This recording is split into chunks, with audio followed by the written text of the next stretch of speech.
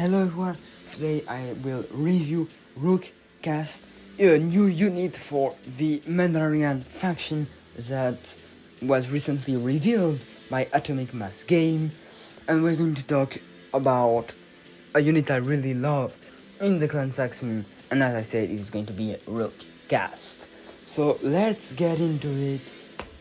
Fire off, courage of 2, surging to crit, surging to block, red save, speed 3, jump 2, very classical, an impervious one as well, extremely classical Mandalorian style. Then we're gonna have coordinate, clan Saxon unit, which is really nice, because you don't have a lot of order control when you're playing the clan Saxon, and in general when you're playing Mandalorians. So having this little coordinate helps to get a little more, well, as I said, a little bit more of order control.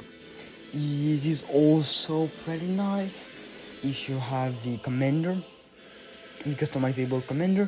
It synergizes very well with Rook Kast. You know, he can direct Rook Kast, and with a coordinate he gets back into the order. Rook Kast has target 1, so if she gets an order, not only she will coordinate, but she will also get a free aim. Finally, very last interesting keyword, retinue commander.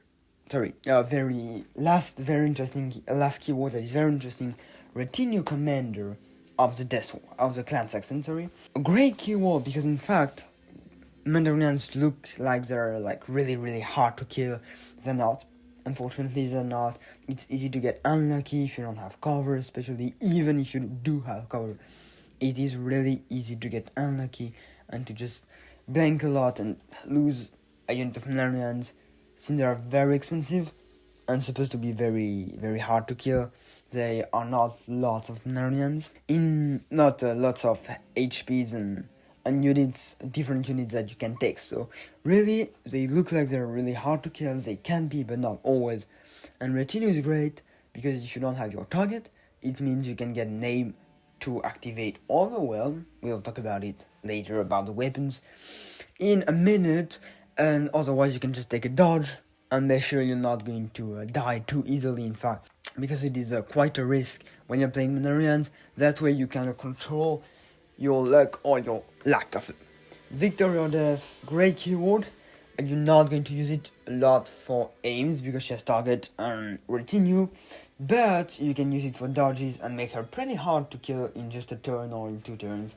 So basically, when she suffers one of more wounds from an enemy attack, she can get a suppression and therefore get a name or a dodge token, which is really cool because you can, kind of retinue target 1 and victory or death, so you can get 2 dodges in the same turn, and then name to target your nice keywords and damage. So really cool.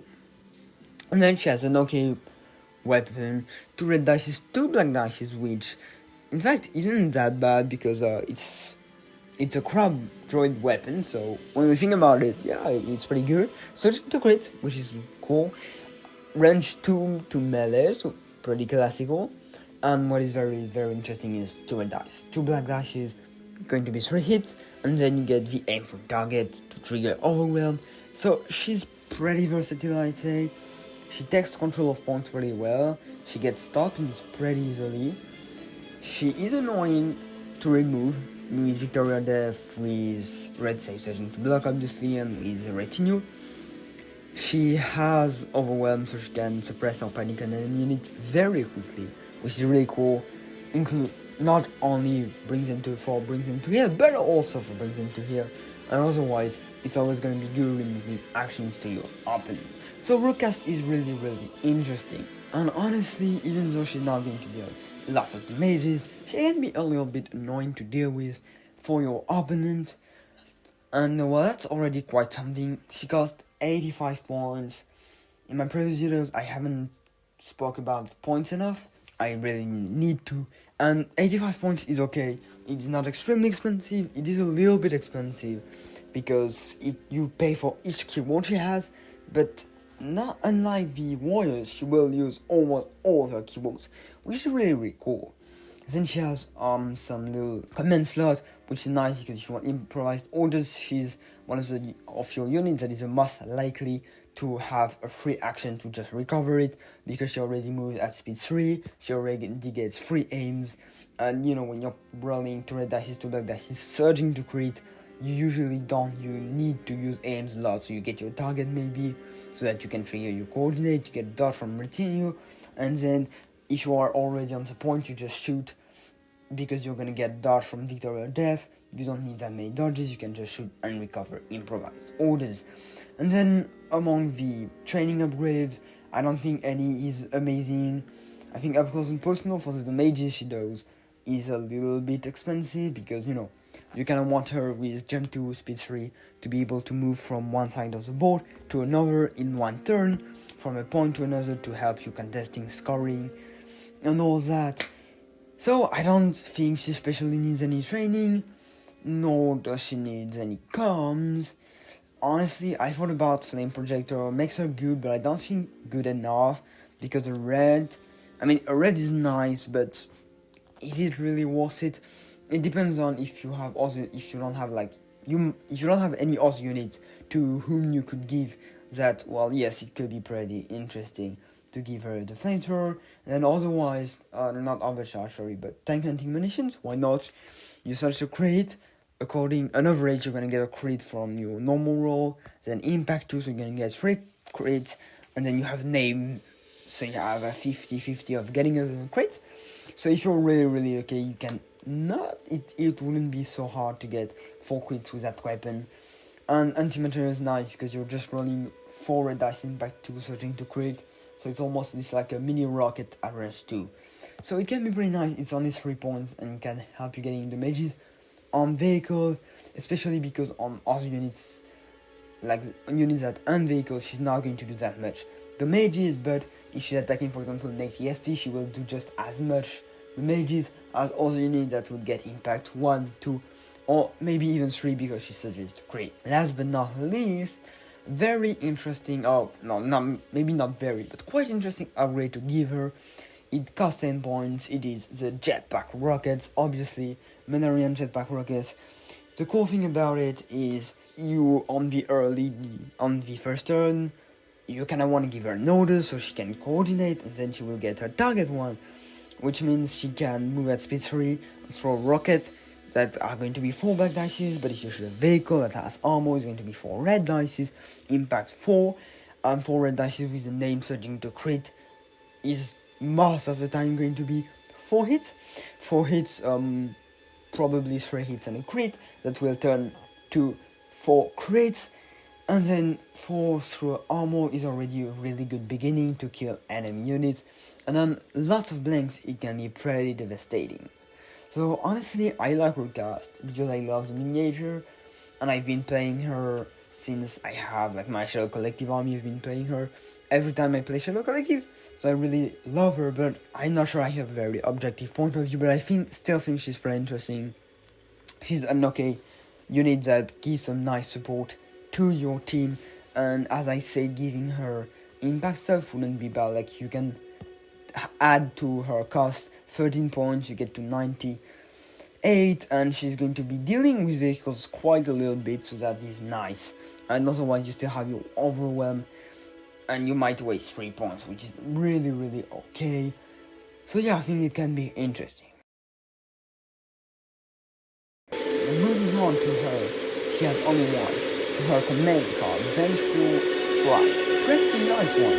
Honestly, pretty nice one. Not the best one, because standbys aren't really that useful right now in the game, but pretty nice. So you give an order to her, which is coordinate target, and then you're going to coordinate, and you give an order to another transaction unit, any unit, and then you will choose Rook Kast, another unit with range 2. Well, no, you will choose a unit that is not Rook Kast with range 2 of Rook Kast, and Rook Kast and the chosen unit will each gain a standby. It has to be Death Watch, transaction unit. So it's pretty cool. Honestly, I like the fact that you just give 2 free standbys, putting a little bit of pressure over your opponent. It is mostly good with breakthrough, or with some maybe close the pocket, or with maybe shifting priorities. You might want to use this turn 2 most of the time, though, maybe turn 3 and turn 4, because at those turns you will really put pressure on your opponent because most of his unit will be close to yours, and whenever you will try to attack or move, you can shoot him. And then the pretty nice thing about this card is when Rook Kast other chosen unit spends or removes one or more standby tokens, they will each gain a name and a dodge token, which is really nice because even if your opponent shoots you from range 3 to give you a suppression, making you lose your standby, well, you get a name or a dodge instead, which is really cool. It can be free tokens and pressure over your opponent. It does two pretty interesting things for just one command card, and I think it is quite an interesting command card. The other great thing about this command card is that standbys are not related to orders, so anything that will remove orders will not remove the standbys, and you can give the order obviously to Rook Kast, the order to another unit, and you can give the standby to a third unit and to Rook Kast, obviously. So you don't have to give standby to units you gave orders to. Also, it's quite nice to be able to give those units a standby, but maybe if you have a commander near the second unit, the unit to whom you gave a standby, maybe you want to direct and give the order to a unit that is out of directing range. That's all about Rook Kast's command card. There is not much to say about her, but still a bunch of things. And now we're going to move on to her unique upgrade version that is going to be adding a Rook Kast miniature. I think it's a little expensive, unfortunately, because it costs 25 points, and you only get retinue. So it's one more miniature, but still lacks of any better damages, better health, better keywords.